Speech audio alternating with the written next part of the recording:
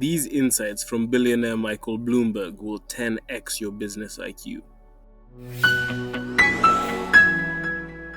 Michael Bloomberg is a founder and CEO of Bloomberg, a media, software, and data company that's a staple in the finance world.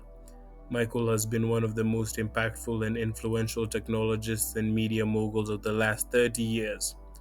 Bloomberg, the company he built, generates $10 billion in revenue with 325,000 customers. Bloomberg is the world's best aggregator, analyzer, and dissipator of the world's most important information, financial information. Bloomberg's main product is a terminal that costs $27,000 annually per user that enables institutions to access, analyze, and transform the financial data of the world so that investors can better invest their time and capital.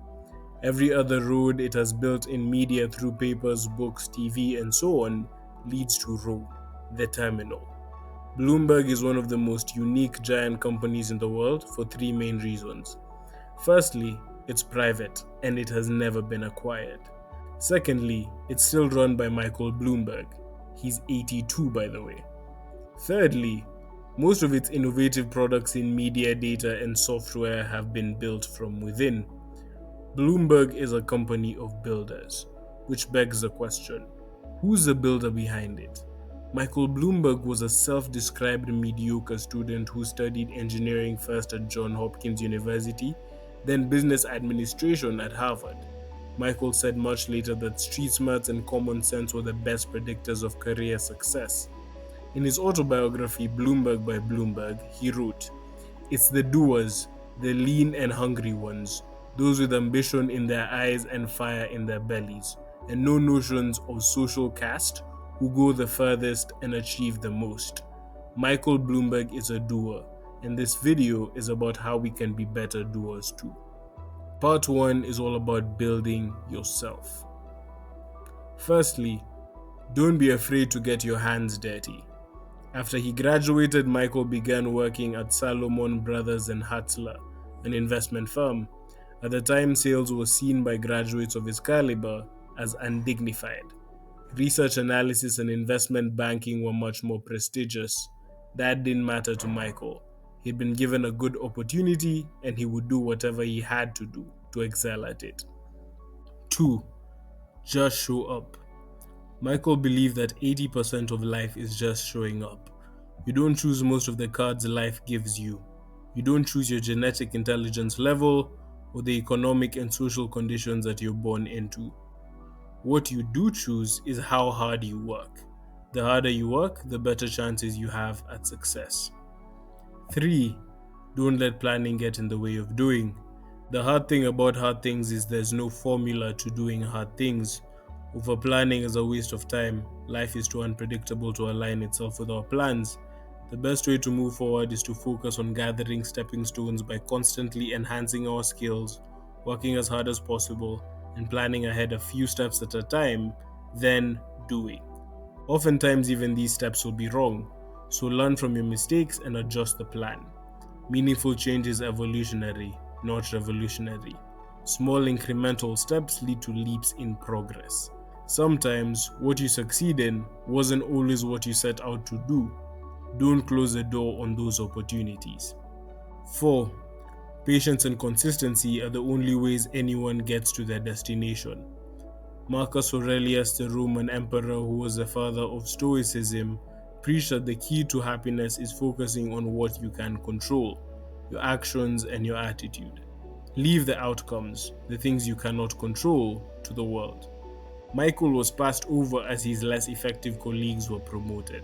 So what did he do? Sit down and feel sorry for himself? No.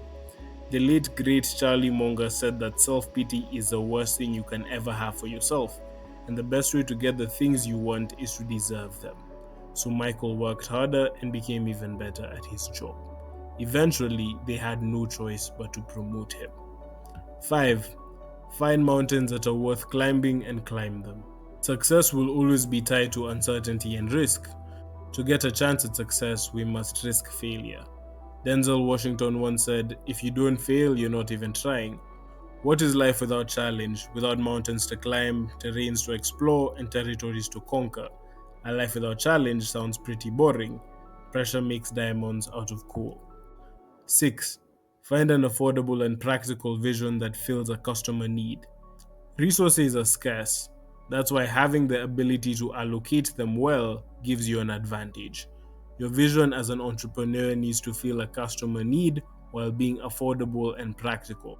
Michael chose to start Bloomberg because he thought about things like what skills he had built up to that point, what he could do better than anyone else, how much capital he could get access to, how much he could afford to risk, what problems he thought were interesting to solve, and what contacts did he already have.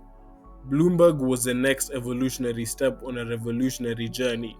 When he had figured out the answers to all those questions, he just went for it without overthinking the details. The long term prospects of the project and its potential were things to think about down the road.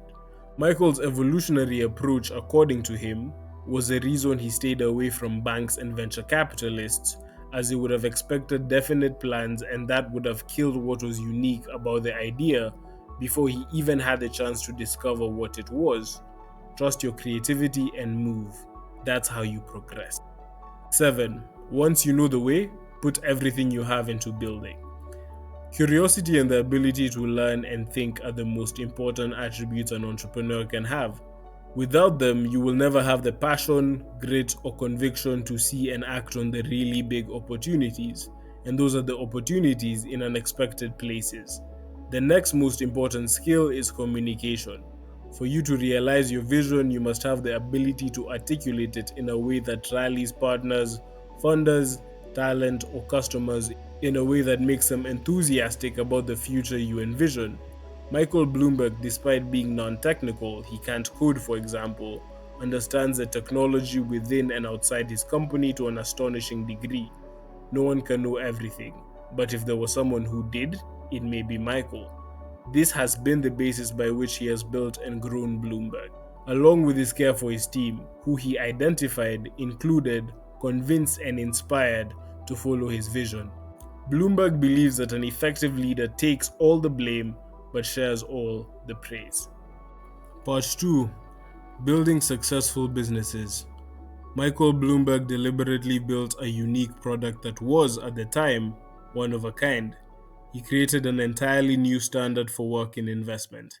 It was so ambitious that any potential backers would think he was insane, but he did it the same way he did everything else, by putting the horse before the cart.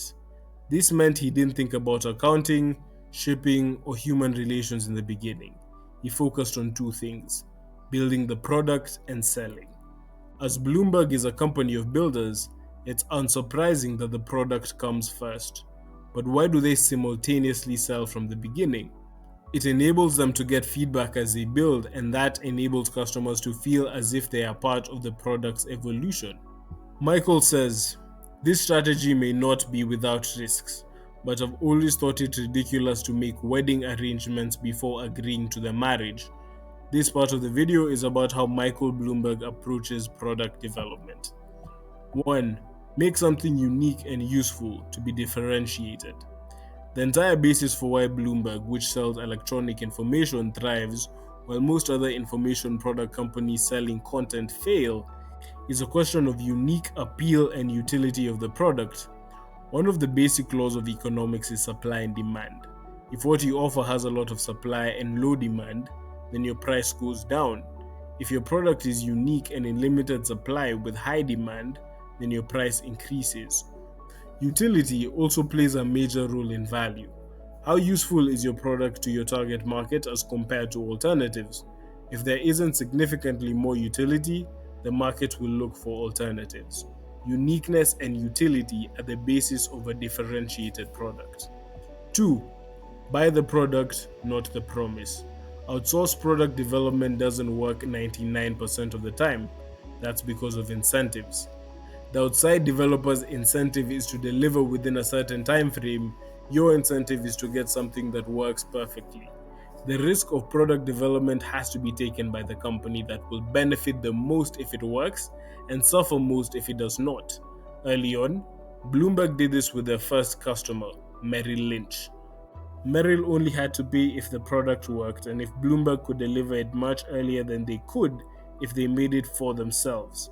That's how you earn a customer's trust, by delivering a product that's worth paying for. 3. Don't think about the way it's done. Think about the way it ought to be. Bloomberg reinvented the rules in order to succeed. Many industries have unspoken rules that have nothing to do with performance, the law, or the most important party, the customer. Bloomberg did this when they got into news, an already competitive industry with established players. They created a flywheel where each news story they generated would show the capabilities of their terminal. Each story would be better because of the terminal's information. They would rent more terminals and get more revenue, which they could then use to grow their business. Bloomberg even automated certain news generation features like market updates to make a cheaper way to give timely information to their audience, which was something completely new in the news industry. Michael saw technology as a way to remove the boring parts of work so that people could engage in more creative and fulfilling work. Bloomberg was also different because they invested in every media format, from radio to newspapers and TV, so that wherever their customers were, Bloomberg was right there with them. 4. Understand what has to change with the product to keep fulfilling what doesn't change, the need. Bloomberg fulfills an eternal need, the need for information. It does this better than anyone. Michael understood that their product is content and that would stand the test of time. Distribution channels from TV to radio to the internet would change, so if they maintained their focus on creating the most unique and useful content for their customers, they would evolve. The key would be to constantly find ways to improve things in a way that would delight their customers. 5. Products need champions. A product needs a leader, a visionary who designs the future and convinces the world to come along. Henry Ford, the inventor of the mass market car, once said, "If I had asked people what they wanted, they would have said faster horses." The problem and the need are the customers. Creating the solution is your job as an entrepreneur. Michael believes that successful governments and companies aren't run by suggestions. They succeed by following a leader with a vision. In conclusion, Michael Bloomberg is a true doer, a shining example of someone who has lived their life to try and change their world for the better. We should all aspire to be better doers who consistently show up and diligently work to make the world a better place. Transforming the world in any meaningful way comes first with transforming yourself, then scaling your personal transformation to transform the lives of others. Our mission is to elevate the culture of enterprise in Africa because we believe in the ability of people like you to be impactful doers. Hopefully, we can help you become a little better and you can make the world a lot better, regardless of what you do. I wish you all the best as you do that. Here is a word from our sponsor. An off-plan apartment is a property purchased before it's built. It's based on architectural plans, designs, or a model, and it's often at a discounted price. How do you buy an apartment in Nairobi for a discount with hassle-free payment terms on installment and a say on the design of your dream property? You buy off-plan, but I know what you're thinking. How can I trust a product if I can't see or touch it? What if the developer doesn't deliver? What if I lose my investment? Don't worry. At Ridgemont, we believe you've earned the right to have the peace of mind that comes from a real estate partner that walks the journey to finding your dream property with you. A solution that's personalized to your preferences, goals, and budget, always working for you, and giving you options so you're never under pressure to make such an important decision that may lead to regrets if done too hastily.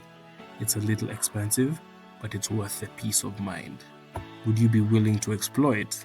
Click the link in the description to register for our exclusive event all about it. Buying off-plan apartments in Nairobi the right way. Coming soon. Don't forget to like, share, and subscribe, and click on your screen to watch another video from us. All the best, and until next time.